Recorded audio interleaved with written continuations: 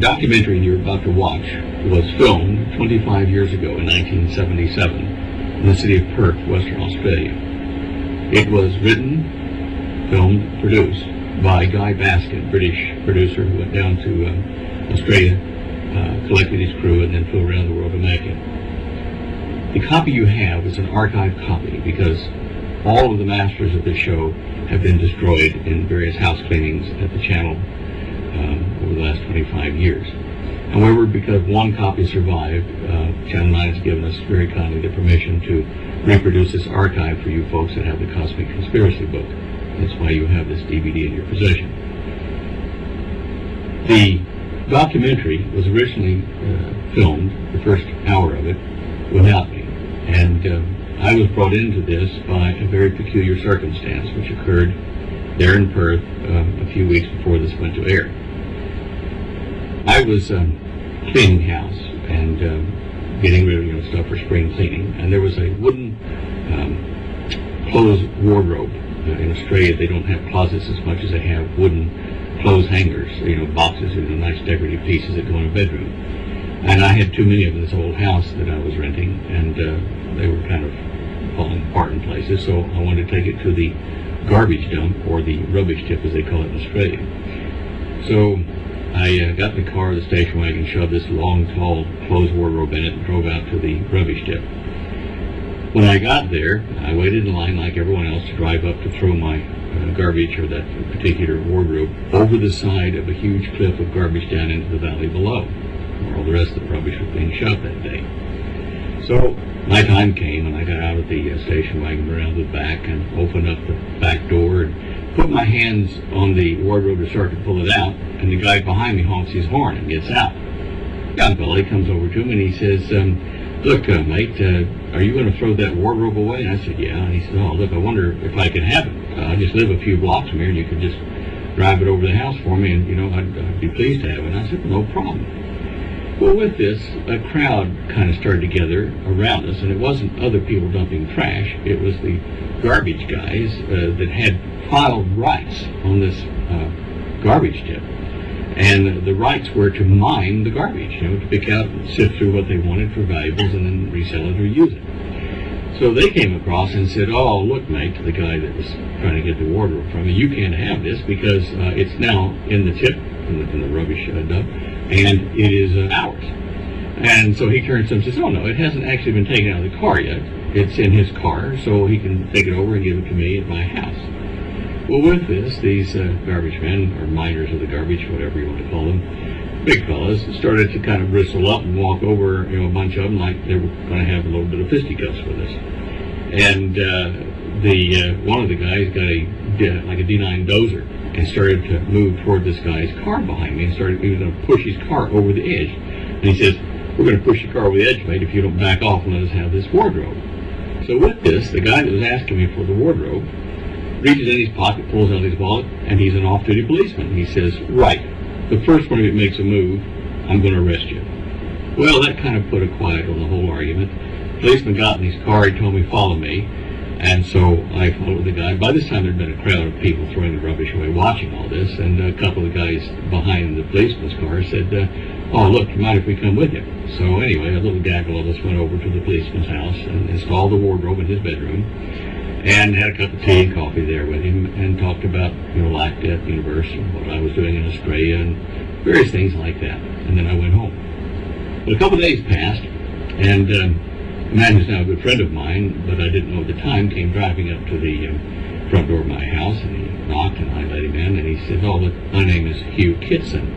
I'm a film editor for Channel 9. I said, oh, yeah, I remember you at the policeman's house the other day. He said, yeah. He said, I listened to a few things you were talking about, and I get the impression you know a bit about this UFO stuff. I said, well, yeah, a bit. And he said, well, we're doing a documentary. We've been keeping it very quiet, but we'd like for you to come in and appear in it. So I said, all right, and went down to the station, and they did a test interview and thought, right, okay, there's more to this, so we'll film it over at Hugh's house. So what you're going to see at the end of this documentary is the interview they did with me, which is probably 20 minutes or so, the last 20 minutes of the movie, which made the program so popular, apparently, that they got a 42% rating of the viewing audience. It was the highest rating they'd ever gotten on a documentary television program in the network up to that date. So I want you to bear that in mind. What you see here was what we were telling people at the time, publicly, 25 years ago. You see Steven Spielberg in there, and his opinion basically still hasn't changed on the UFO alien abduction thing. I think you'll find that very interesting. And we have a number of other interviews with folks that you won't ever get another chance to see because they're now dead, like Dr. Ellen Hynek and Betty Hill, who was abducted with her husband Barney. So sit back, enjoy the show, and look for DV number 2, which we're in the process of making now. I came back and I wanted to relate to dry land, and I also wanted to think about close encounters, so I went out to Pear Blossom, which is the desert near Mojave. There's nothing around for miles, and if you want to watch the cosmos, that's the place to stand and do it. I mean, you feel like a grain of salt, and the stars are so vast. I mean, it's almost like looking down at the sky because the sky surrounds you. It's an amazing planetarium show. And I went out there, and I parked my car, turned the lights out, and sat on the roof, and looked up at the sky, and said to myself, if something comes down here right now and lands on the road, and an opening appears, would I get on and take a ride? And I thought about it, and I looked up at the sky, and I got very, very nervous because I realized that I wouldn't get on and take a ride. As a matter of fact, I was getting so nervous by embracing and romancing that thought that I got back in my car and I drove back to Los Angeles. I was terrified. Most people think the interest in UFOs is limited to a few cranks.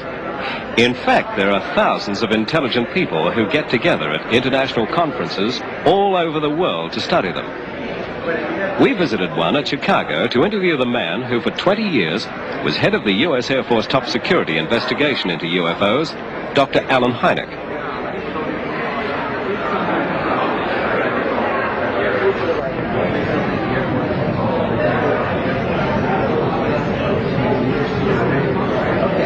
It's particularly heartening to me to see the rise of interest among scientists, and particularly astronomers, in the UFO problem. So it has often been said that, well, why don't astronomers see UFOs? As a matter of fact, they do. In a very recent report by Professor Sturrock of Stanford University, who queried all the members of the American Astronomical Society, found that 53% of those who responded said that, in their opinion, the UFO problem was worthy of scientific study. And what is more, 64 of the astronomers who responded gave what would be called UFO reports, objects, sightings that they personally had made at their observatories frequently, which to them was unexplained. One of the most important findings that has been made about this phenomenon is that it is global in scope. In other words, it doesn't belong to the French or the Americans or the British. There have been waves of sightings, usually lasting about a few weeks or a month and a half, over in very concentrated fashions in certain areas of the world. There have been such waves in Western Europe in 1954, for example. In this country in 1947, we know of waves in the Soviet Union, in China, in Australia, especially in Western Australia. And what is typical about these waves is that the people from all these different cultures around the world are describing the same thing in their own terms. What they are describing is an object that seems to be able to maneuver, it seems to be a technology, seems to come to the ground and leave traces. And there have been rings especially that have been found, burned circles that have been found very commonly in Australia that are absolutely identical to things that have been catalogued in this country in France. There is now a catalogue of such traces that encompasses more than 1,000 sightings. An ordinary man in an ordinary street in America. But this man started the 1947 wave of sightings that swept the world when he claimed to have seen from his mountain rescue plane 9 disc-like objects, roughly 45 miles away, flying at a speed of approximately 1,500 miles per hour near Mount Rainier, Oregon. The date? June 24, 1947. Later, when asked by a reporter to describe how they flew, Arnold said their motion was like saucers skipping over water. In the papers the next day, the world first saw the term flying saucer. On June 24, 1977, 30 years to the day after he first sighted them, Ken Arnold consented to speak to us. He had refused to make any public statements for the last 5 years. It's easy to see that after 30 years, he's still angry at the disbelief. Right here, we've seen something, I've seen something, hundreds of pilots have seen something in the skies. We have dutifully reported these things. And we have to have 15 million witnesses before anybody's going to look into the problem seriously? Boy, this is utterly fantastic. This is more fantastic than flying saucers or people from Venus or anything as far as I'm concerned.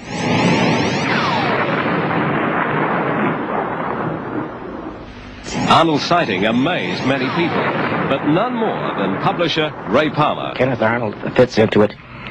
This is his 30th anniversary. And strangely enough, it's my 33rd, because I knew about flying saucers 3 years before Kenneth Arnold made his first sighting. In the middle 40s, a man called William Shaver had written to Palmer about his alleged visit to a subterranean culture, peopled by beings he referred to as Deros and Teros. What he wrote was to create another legend of UFO mythology. Briefly, it was the story of a radioactive flare from the sun around 12,000 years ago, which virtually wiped out life on Earth. The survivors fled into space in spaceships, while the persons left behind, whom he called abandoned Deyo, went into the cavern world and set up a civilization there, which from that time on became contaminated because the atmosphere had to be drawn from the surface and so on in the water. So they gradually degenerated into what he called Deros.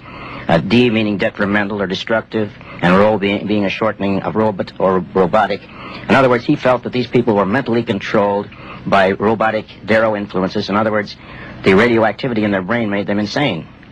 But they had at their access the wonderful machines left by this civilization which fled the Earth, which had been taken down into the caves, and among them was a craft they called a Rolat. Ro again for robotically controlled, instrumentally controlled, and so on. And in the caves they used these things, which were discs about 30 feet in diameter, to go through tunnels and the tortuous caves underneath the ground for hundreds of miles, even from continent to continent.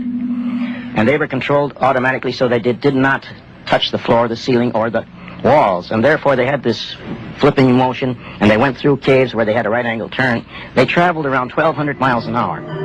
When Shaver heard about Kenneth Arnold's sighting, he wrote me very triumphantly and said, "You see, these Rolats do come out of the caves." Perhaps the greatest surprise was when Arnold reported his sighting to the nearest U.S. military airbase. He found on the wall of the commander's office this classified gun sight photograph, which bore a remarkable resemblance to what Arnold claimed he had just seen, and Shaver had discussed 3 years before. Something else Ken Arnold didn't know was that Dr. Hynek was officially researching UFOs for the U.S. Air Force and compiling a classified report known as Project Sign, later to become known as Project Blue Book.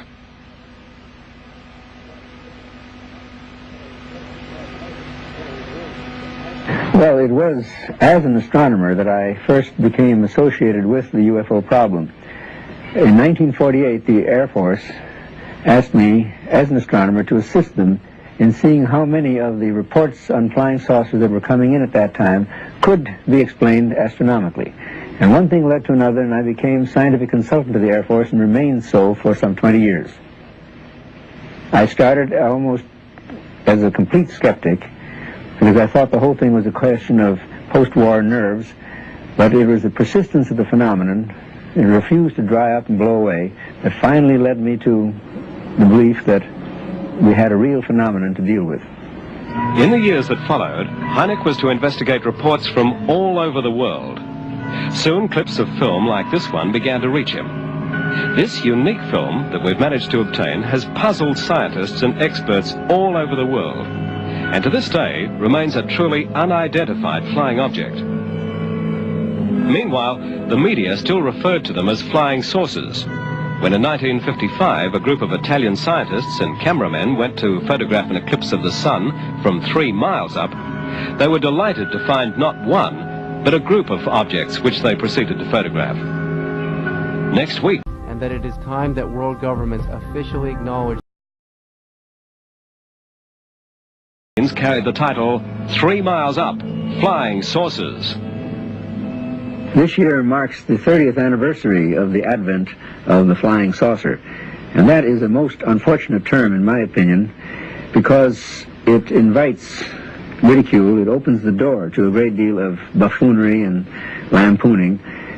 It had a perfectly good history, because when Kenneth Arnold described the motions of the discs that he had seen, he said that it was like skipping a saucer over water. But some reporter thought that was a very clever term, and flying saucers were born. But it is really too bad, because it has caused a great deal of jokes and so forth. For instance, one common expression is that if you want to see a flying saucer, just goose the waitress. What do experts believe UFOs look like? Typically we're dealing with apparently round, symmetric, disc-shaped objects, definite size, shape, surface texture, bigger in diameter than they are in thickness, protuberances that might be landing gears or antenna windows, might be decorations too, we don't really know. Things with definite size, shape, surface texture. There are other reports of things that are cylindrical, long cigar-shaped objects. And if you look at the landing cases, and of course I'm most concerned with landing cases, because then we have something to work with. These are cases, landing trace cases, where a UFO is seen on or near the ground, and after it leaves, one finds physical changes produced in the environment. If you look at those cases, and one researcher has collected more than 1,000 such cases from 55 countries, and they're similar, whether you're dealing with sightings in Australia, New Zealand, you got the same landing traces as in the United States, as in South Africa, as in Canada, England, France, all over the world. There aren't any laws of physics that stand in the way of flying saucers, either getting here from other star systems or performing here once they're here. Many people think that you can't get here from there. The fact of the matter is that there are published studies by reputable engineers and scientists in good technical journals showing that trips to nearby stars, and I don't worry about the distant ones, are feasible with reasonable round-trip time, shorter than a person's lifetime, without violating any of the laws of physics, and using staged fission or fusion propulsion systems, on both of which I have worked. Now, we physically tested fission nuclear propulsion systems when I was at Westinghouse. In 1967, we tested the NRX-A6, less than 3 feet in diameter, power level 1,100 million watts. That's roughly the same energy it takes to light this, or to provide the electricity for the city of Perth. As Perth, the City of Light, was viewed by Apollo astronauts, other UFO sightings were being made in Australia. Dr. Hynek's worldwide organization has a branch in Sydney, headed by Harry Griesberg and Bill Chalker. Sightings in Australia are so numerous that a special computer is needed to handle them.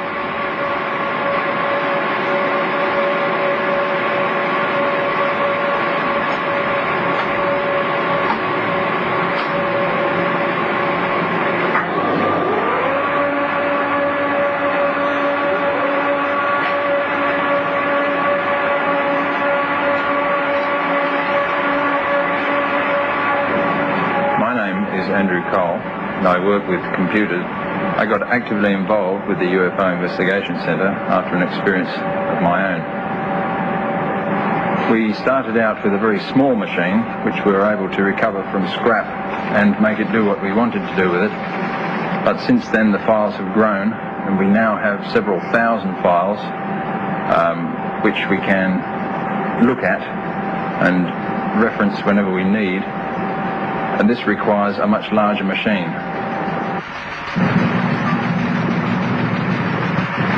It's hard to imagine here in the middle of Sydney, amongst all this modern technology, how Fred Birmingham, a Parramatta surveyor, would have reacted to what he saw.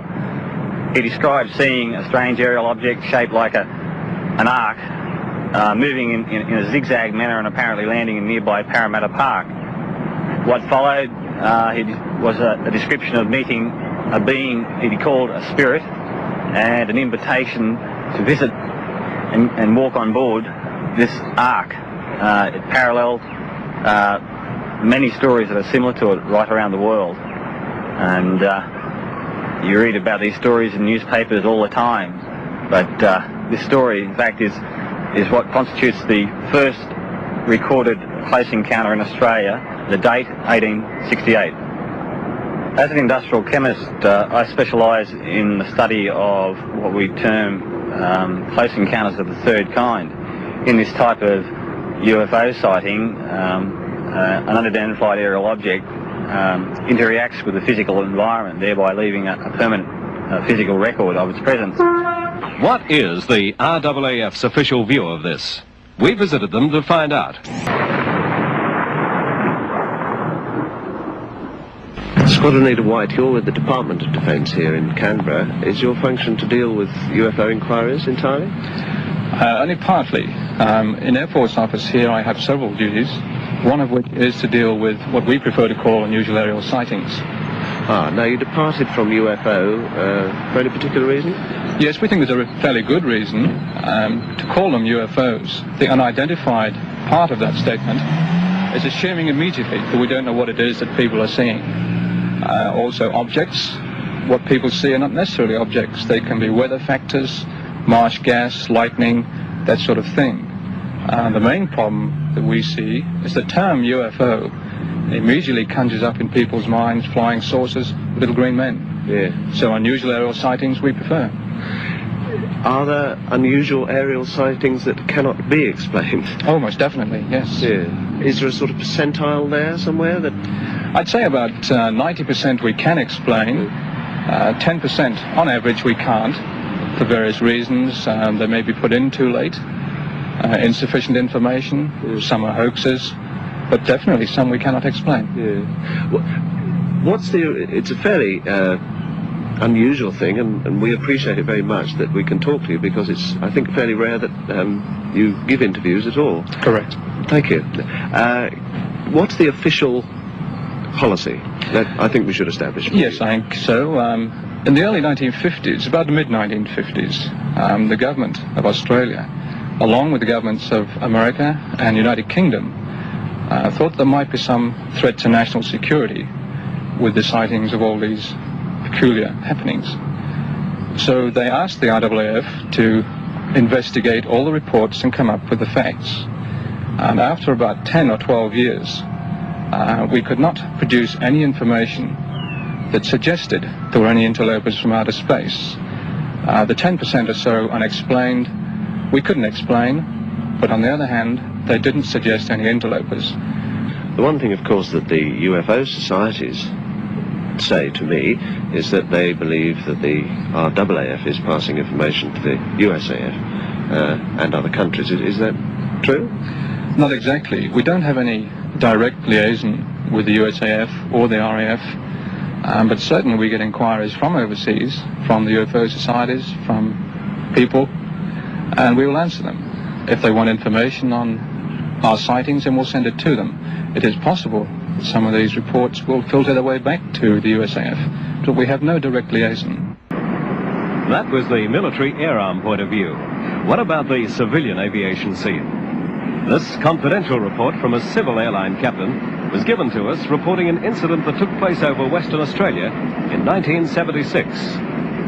The Department of Transport knew of no known traffic in the vicinity, and the Met Office knew of no possible cause for turbulence. If the turbulence we hit was caused by an object, I'd estimate it was moving at, say, between Mach 2.5 to Mach 3. That's around 2,000 miles an hour. Passengers were hurt, and the stewardess was off for 6 months and with an injured back, and seats were broken. We also spoke to a local air traffic controller who wishes to remain anonymous. I've been a radar controller for something over 10 years, and during that time I've seen several returns on the radar screen. They appear out of nowhere and they disappear, and they don't appear to be able to be explained by the stock answers which we can put to such returns, such as flocks of birds, balloons moving downwind. Some of these returns have been moving against the prevailing winds. Nothing as dramatic as perhaps the air traffic controllers in the States have, where they've actually been able to investigate such sightings with aircraft. Nothing as spectacular as that. Nonetheless, something that I can't explain. And from Kalgoorlie Airport last year, a report from the duty meteorologist. The UFO passed across the sky from the northeast to the southwest, not directly overhead, but a little to the south of me. The object looked oval from my viewing angle. It appeared in size about half that a 5-cent coin would be when held at arm's length. It was white, and the whiteness seemed brightest at the edges, which weren't sharply defined. There was no sound, and not knowing the size of the object, it was pretty impossible to estimate its altitude. The UFO took about 10 seconds from when I first sighted it in the northeast to when it appeared to stop in the southwest at about 40 to 45 degrees elevation. It seemed to stay there for about 5 seconds. Then it seemed to just vanish instantly without moving from the spot. With a jumbo cargo of over 300 people, the responsibility on the pilot is tremendous. Did they ever see anything unusual? Flying on Eastern Airlines from LA to New Orleans, and my production designer, who was on the airplane with me, was talking to the stewardesses about the movie we were making, and he mentioned to one of the stewardesses that it was a film about dealing, with UFOs. And the stewardess apparently went into the cabin and mentioned this to the pilot, and all of a sudden this big steely gray-haired guy with wings on his chest comes out, the pilot of the airplane. They point me out. He sits down next to me, and he said, will this be a serious movie, or is this just going to be a comedy or a sci-fi? And I said, no, we're taking the subject very serious. And then, knowing that I wasn't about to laugh in his face and ridicule what he was about to tell me, he sat down. He told me 2 experiences he had while flying with Eastern. One was a nocturnal light that traveled very, very quickly across his glide path. It startled everybody because of its speed. It wasn't a shooting star. It wasn't up there. It was eye level and moving very, very, very quickly. Something that was passing very close across his bow. In the shadow of some of the world's tallest buildings, we were told of the most dramatic UFO experience that a human being has claimed so far. So we're traveling along when suddenly a very strange looking maneuvering craft started following us for several miles. In an area called Indian Head, this craft left the highway, left the top of the mountain, came out over the highway and stopped in midair. And we could see it through the binoculars. Curved windows, red light on each side. Now Barney decided to get out and try to identify this craft. And he saw a group of human-like figures standing in the window looking down at him. And he had the feeling that he was being told to keep looking, don't be afraid, no harm's going to come to you. And at that point, the craft started to descend. Barney was filled with fear, thinking he was going to be captured. He ran back to the car, and we took off speeding down the highway. We heard a series of beeping sounds. And a few miles beyond this, we heard a second series of beeping sounds. Now later, in our investigation of this, we began to realize that we could not remember what had happened between the 2 series of beeping sounds. When the story leaked out, an eminent psychologist placed Betty and Barney into deep hypnosis. The hypnosis proved that Barney and I had been captured and taken on board a UFO. After the first series of beeping sounds, we were speeding down the highway.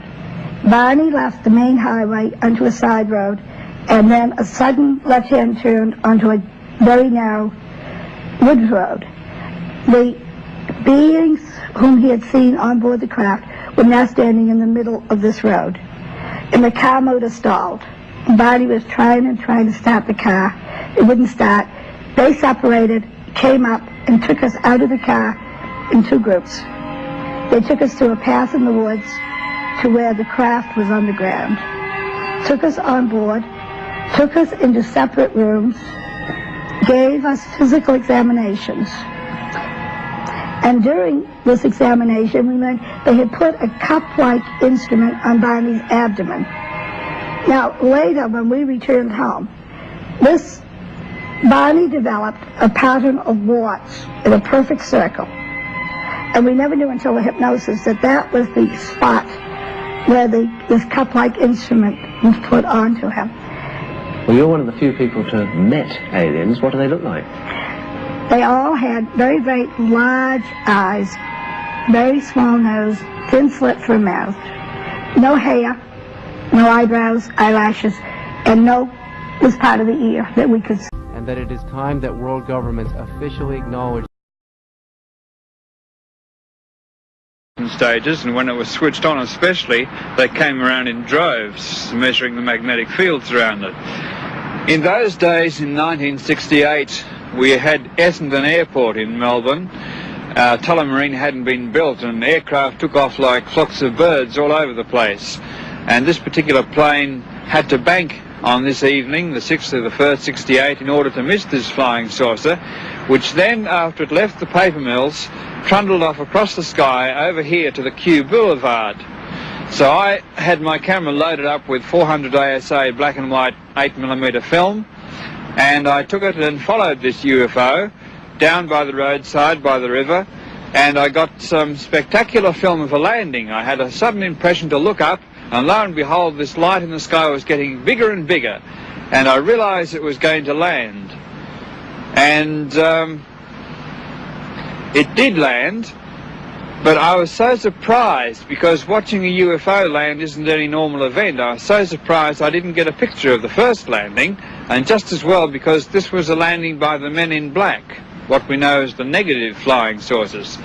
But after I'd recovered from my surprise, I did get enough gumption to photograph the second UFO, which came from Ashtar Command, which was in hot pursuit of this first UFO, and this is the one that landed in the movie film I took. Now, 10 years later, this is the spot where the flying saucer landed, and I revisited the location, and this is an approximate angle of what I shot on my movie film 10 years later on today.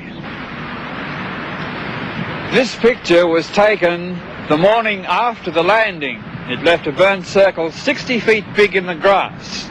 This second picture was taken 7 years later of the same burnt circle, and as you see, nothing has grown on the spot.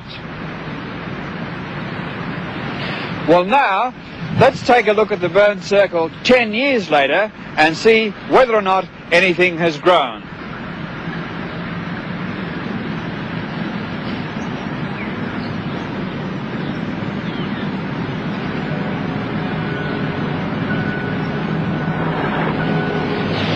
Yes, well, this is the burnt circle. A lot of flying saucer landings leave burnt circles, and nothing has grown on this one since the original landing on that particular night.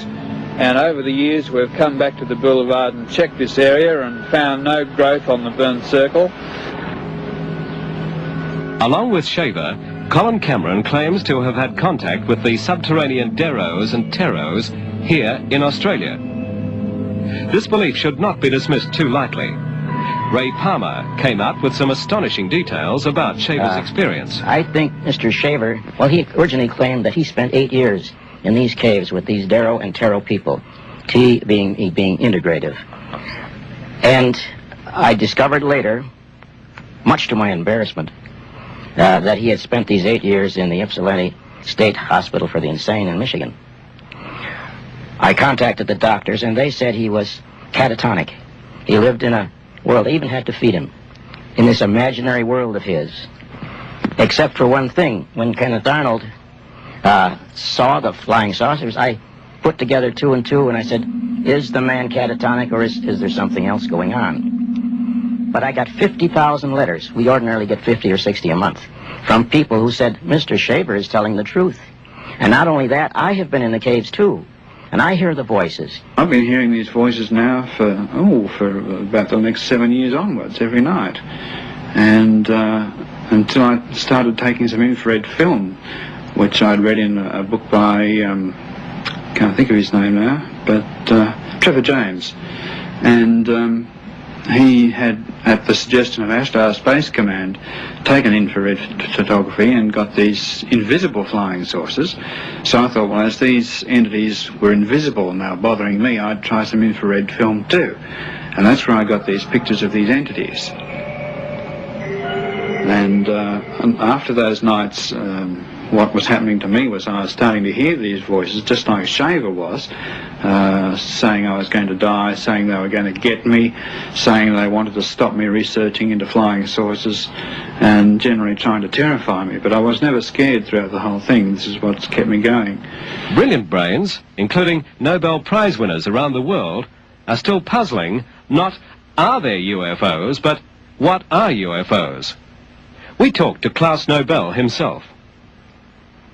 It's something that man cannot comprehend. I think it's very likely that there are unexplained phenomena, and I certainly have many times hoped that they would come and visit us now and tell us here on Earth that we are in the process of doing things that are not really in our best interest, because right now it seems like we are self-destructive, and I would like to have them to come visit us.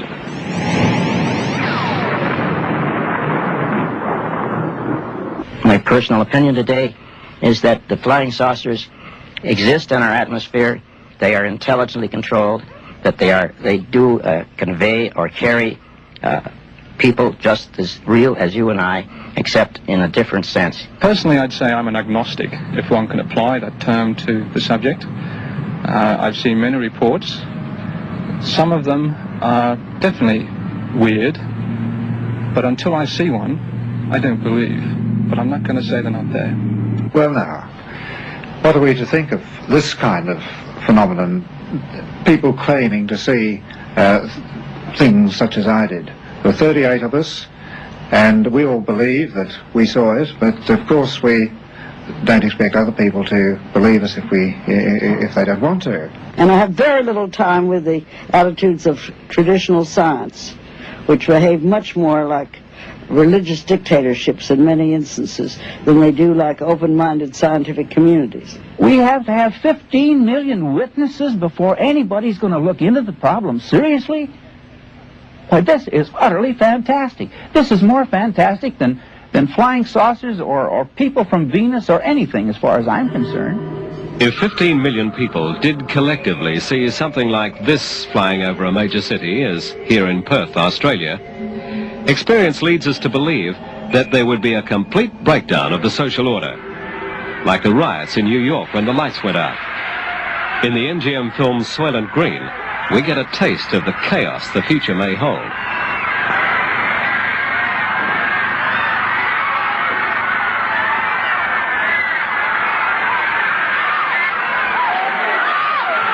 I wouldn't put it past this government that a cosmic Watergate has been underway for the last 25 years.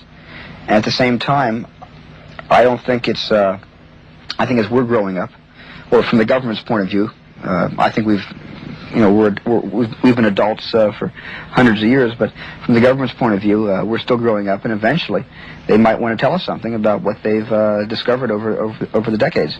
There is a rumor that was in U.S. News and World Report a number of months ago that Jimmy Carter might make some unsettling disclosures about the UFO phenomena sometime in December. It's perfect timing. I opened my movie in December, so it's perfect timing. There's a shyness and a reluctance on the part of many witnesses, and understandably so, against reporting, because too many have been ridiculed and life has been made somewhat miserable for them. But at the Center for UFO Studies, both in the States and in Australia, it is our standard practice never to use a person's name without their specific permission. So if any of our viewers have what they feel is a valid UFO experience and have not reported it, by all means, I would say it is your scientific duty to report this, and with the assurance that your names will not be used without your permission. A graduate nuclear physicist in America felt it his duty to report a sighting he shared with 12 other people. Perhaps he will prove, in the light of future events, to be the most credible witness of all. This rare official document was signed by the then governor of the state of Georgia, now the President of the United States, Jimmy Carter. As we were about to finish this documentary, another intriguing explanation of UFOs was given to us by an ex-FBI informer now living in Perth.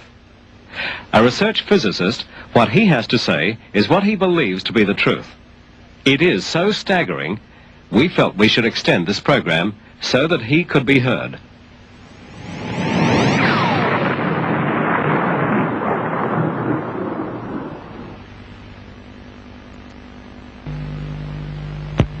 This scientist believes that man holds the secret of anti-gravity and can produce flying saucers at will. We interviewed him at a private house in Perth.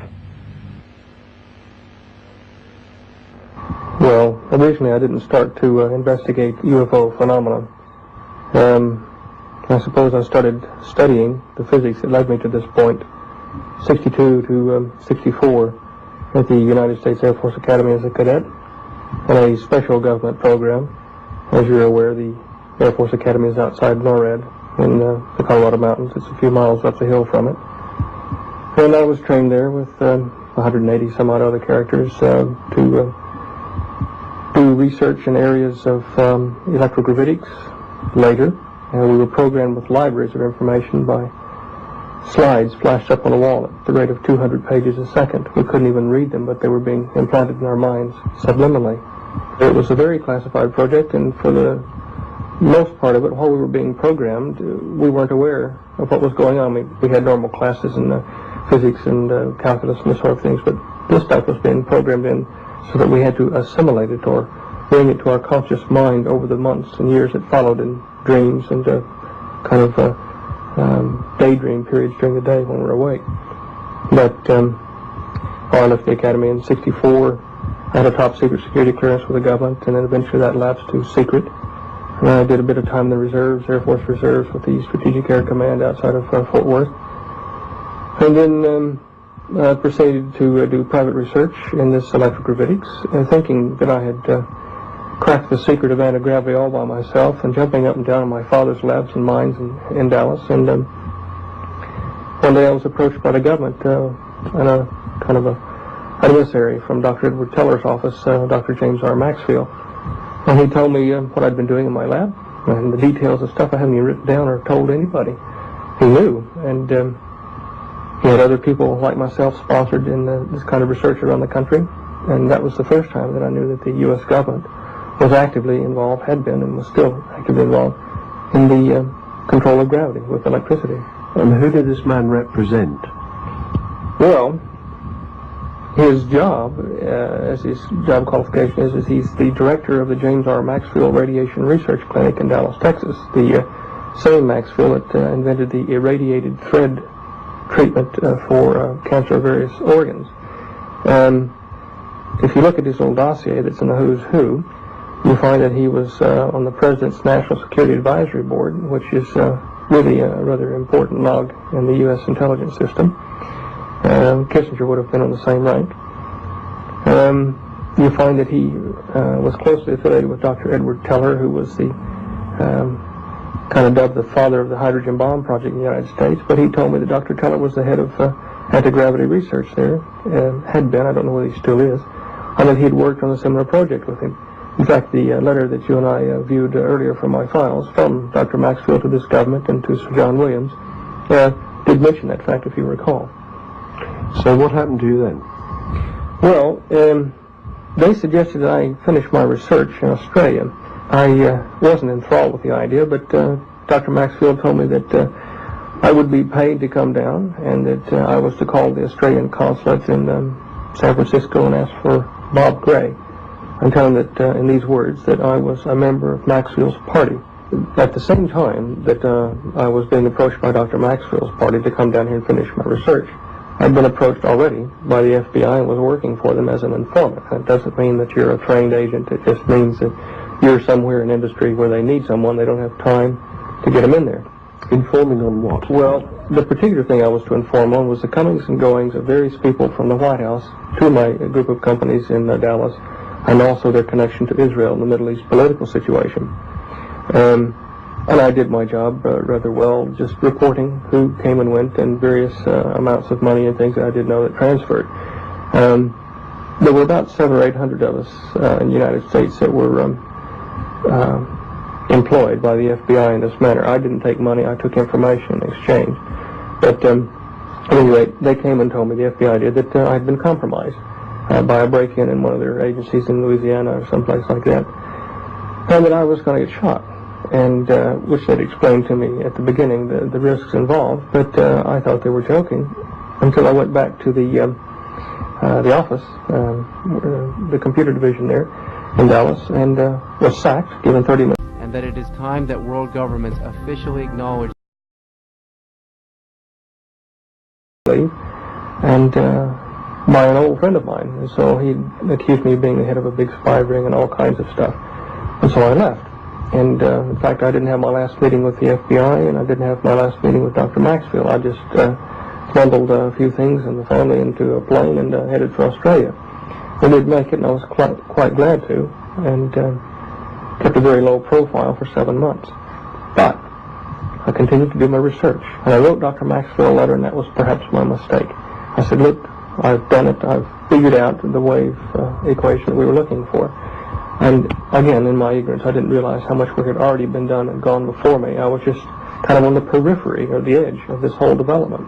That's a device to be able to make things like flying saucers fly, is it? Yes. Also, it's a device to store energy in the form of motion, like of a small star or a big atom. It's called, this is a long word, an MHD plasma, magnetohydrodynamic plasma, like ball lightning, and it contains itself. But it's a way to turn all sorts of electricity into a high voltage battery. Now, this would have been an immediate solution for the Middle East oil blockade at that time. Now, I wrote the letter in good faith, trying to say, look, we can stop the threat of war in the Middle East by using this as an alternate energy source. It's very portable, it's non-polluting, it had some byproduct radiation problems, but things we could solve.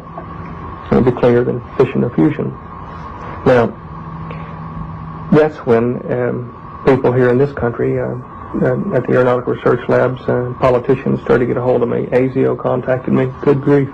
An ad infinitum chain of intelligence people, including 2 CIA people from the States.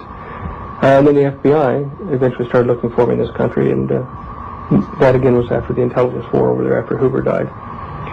And I was unable to finish my research in this country. In fact, I met many dead ends in government departments and research facilities where they told me privately, like Dr. Tom Keeble in the Aeronautical Research Labs. He told me, yes, we know about the flying saucers your countrymen have built, and in England and in Canada.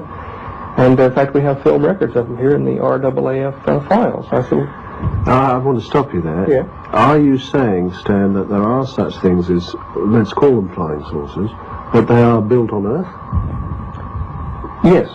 That doesn't mean that I rule out the possibility of other flying devices or intelligent beings visiting the planet either from the oceanic bottoms or deeper areas or from other areas in space. But I am positive that we have the technology, I can even name the companies and people involved, in making high-speed electric aircraft that do look, strange enough, like a saucer. What sort of proof can one furnish for that? Oh, good grief. The briefcase I've got down here is full of documented evidence that is not all secret. If you go to the records of the New York Herald Tribune, the newspaper is now defunct. I think it's being stored in the Wisconsin State Historical Society. Look for November 20th, 21st, and 22nd, 1955. There are 3 articles in the series on anti-gravity and the various companies and people involved in the research of the United States, Japan, Europe. The list is like a who's who of nuclear physics. It was written by Ansel E. Talbert, the science and aviation editor for the New York Herald Tribune at that time. You can look in the electrical engineering index for that period between 55 and 58. That's a long time ago. Yes. 57, about March, the security curtain went down.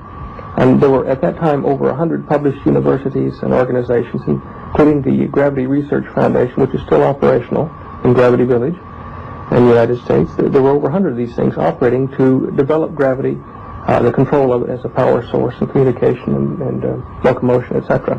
Now, in 57, the blanket went down with security, and there was no more reported news on it to say either that it was a dead-end research avenue, that everybody stopped working on it, or that it was highly successful and there had been a few breakthroughs. There was just nothing. It went quiet. Now, if you go back in the period and look, you will see that for a number of years after 57, there was no mention of this sort of research in print. Behind the scenes, there was a lot of discussion, and even MGM Studios made the movie The Forbidden Planet, revealing at that time a lot, as though it were fiction, of the technology and why it had to be covered up. And I think Walter Pidgeon starred in that, and he did a good job. Prepare your minds for a new scale of physical scientific values, gentlemen.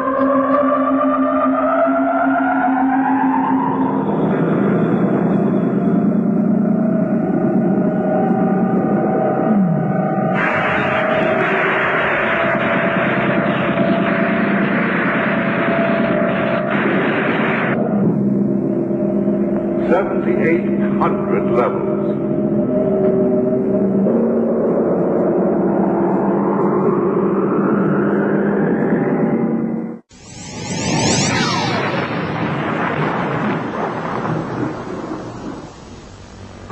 Basically, they decided that mankind wasn't ready for it yet because he proceeded to misuse it like he had the atom of the hydrogen bomb.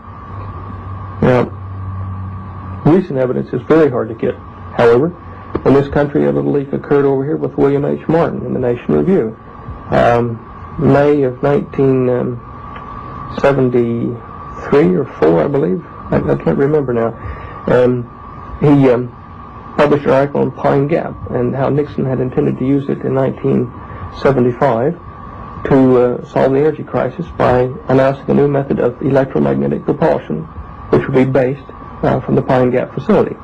So now, from my knowledge of the technology, what small knowledge I do have from my little viewpoint, Pine Gap has all of the inherent descriptions necessary for a high voltage, low frequency power broadcast station to broadcast electricity to various receivers like cars and submarines and aircraft that are tuned to that power station. It's just a more efficient version of the Exmouth facility here at the Northwest Cape. So it's right here on our doorstep, is it? Oh, yes.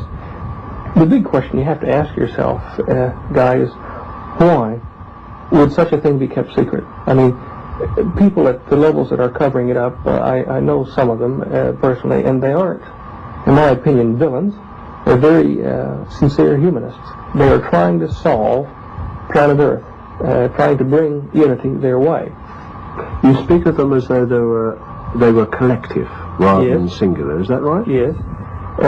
Dr. Keeble, as I mentioned before, in Melbourne at the Aeronautic Research Lab, tried to explain to me about they. He mentioned we as though it was they. An organization, a group of scientists, academics, industrialists. He couldn't be exact. Now, he never put a name to it, but I said, well, do you mean like a club? And he said, yes, but no. We are aware of these problems, and we're trying to solve them in the best way we know how. Granted, there are things that should be kept from the public eye until we do have some sort of a unity in the world economy. But I think the manner in which it's been gone about is most unfortunate. I would not have taken the same tack myself. The power politics involved in keeping the secrets that we now have across the planet have allowed, well, in my opinion, groups that aren't capable of handling control of the planet to take power. So what basically you're saying, and correct me if I'm wrong, is that we've got a situation where you maintain various countries have perhaps a top-level intelligentsia who are in possession of a common set of facts which transpose country boundaries now, and it's a worldwide sort of thing. In Russia, involved in this would be the Russian physicist who's been in the news recently with the civil rights movements, Dr. Andrei Sakharov. Also in his country, an ex-KGB agent, some 25 years, but a physicist, and a former hydrogen bomb project development engineer, physicist, is Dr. Bruno Pontecorvo, working on gravitic engines in Siberia. As I told you, in the States, it was Dr. Teller and affiliates there. I don't know all of their names. But these people have all been working together as scientists who go above governments.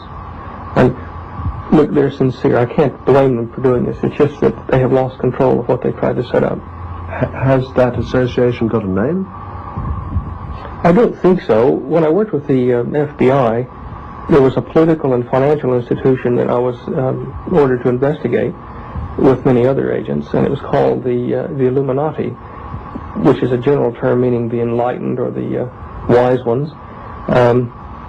The investigation this led me to the Council on Foreign Relations and to the Club of Rome, which are linked by joint directorships under Carol Wilson. This is again another tale, but you put yourself in the scientist's position in the mid-50s. What you see is that you've got a technology that, if announced to the public, would cause mass reactions in the economy, in social moves, in cultural reactions that could probably bring about the demise of the whole human civilization. A simple example would be this. As a scientist, you come out in the mid-50s and you say, we have a process which will allow us to get rid of tires, allow us to get rid of the petrol engine, hence the petrol, hence all the dependent industries. It'll be available for you in 24 months' time. It'll only cost you $3,000 or $4,000. Now, what kind of his right mind would buy a new petrol engine car if he could have one of those new ones in 2 years that don't need roads and run on electricity and no petrol necessary? They'd all stop their buying trends, which would then collapse the economies that would be building the other one in 24 months.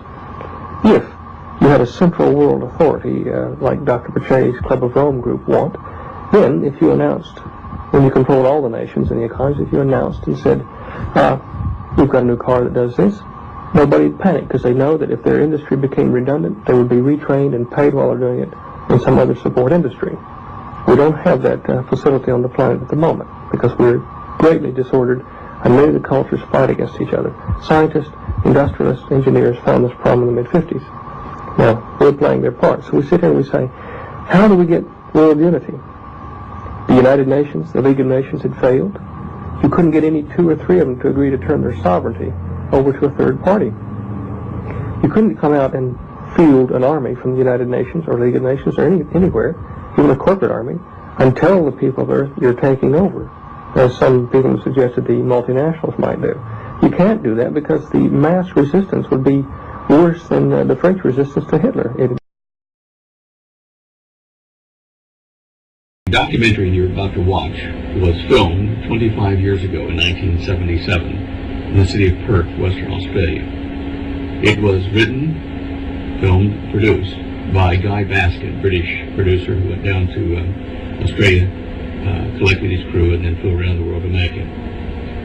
The copy you have is an archived copy because all of the masters of this show have been destroyed in various house cleanings at the channel over the last 25 years.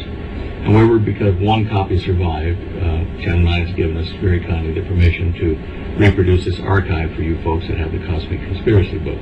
That's why you have this DVD in your possession.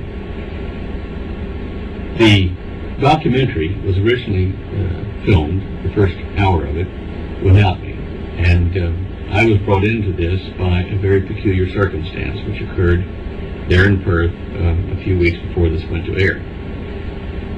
I was cleaning house and getting rid of stuff for spring cleaning, and there was a wooden clothes wardrobe. In Australia, they don't have closets as much as they have wooden clothes hangers, boxes with a nice decorative piece. Oh, look, you mind if we come with you?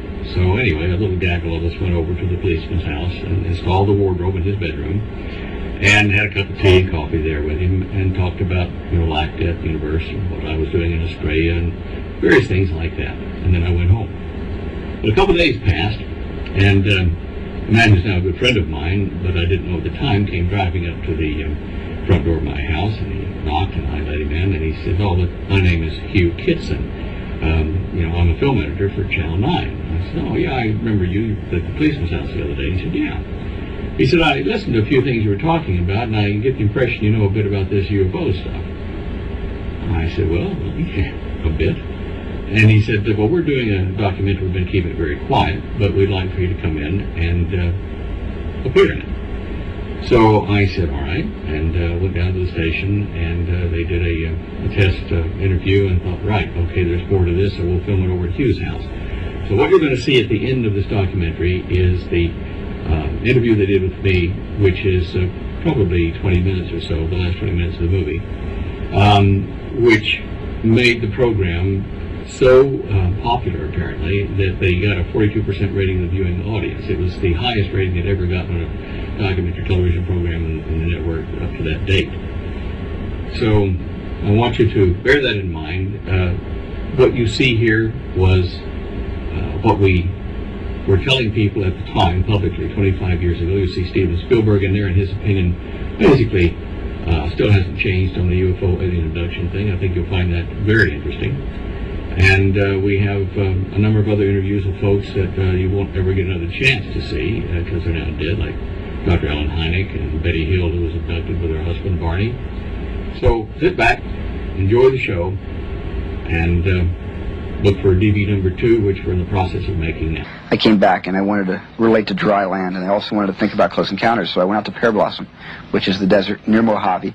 There's nothing around for miles, and if you want to watch the cosmos, that's the place to stand and do it. I mean, you feel like a grain of salt, and the stars are so vast. I mean, it's almost like looking down at the sky because the sky surrounds you. It's an amazing planetarium show. And I went out there, and I parked my car, turned the lights out, and sat on the roof, and looked up at the sky, and said to myself, mine the garbage, to pick out and sift through what they wanted for valuables and then resell it or use it. So they came across and said, oh, look, mate, to the guy that was trying to get the wardrobe from me, you can't have this because it's now in the tip, in the rubbish dump, and it is ours. And so he turns to him and says, oh, no, it hasn't actually been taken out of the car yet. It's in his car, so he can take it over and give it to me at my house. Well, with this, these garbage men, or miners of the garbage, whatever you want to call them, big fellas, started to kind of bristle up and walk over, a bunch of them like they were going to have a little bit of fisticuffs with us. And one of the guys got like a D9 dozer and started to move toward this guy's car behind me, and he was going to push his car over the edge. And he says, we're going to push your car over the edge, mate, if you don't back off and let us have this wardrobe. So with this, the guy that was asking me for the wardrobe reaches in his pocket, pulls out his wallet, and he's an off-duty policeman. He says, right, the first one of you makes a move, I'm going to arrest you.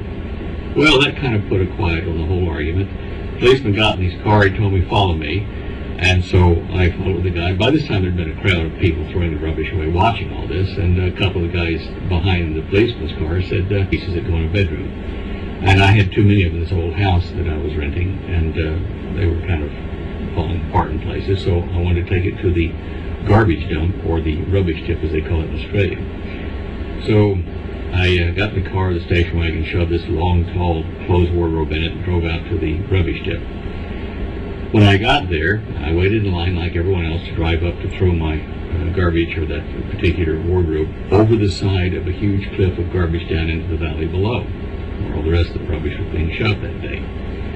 So my time came, and I got out of the station wagon around the back and opened up the back door and put my hands on the wardrobe to start to pull it out, and the guy behind me honks his horn and gets out.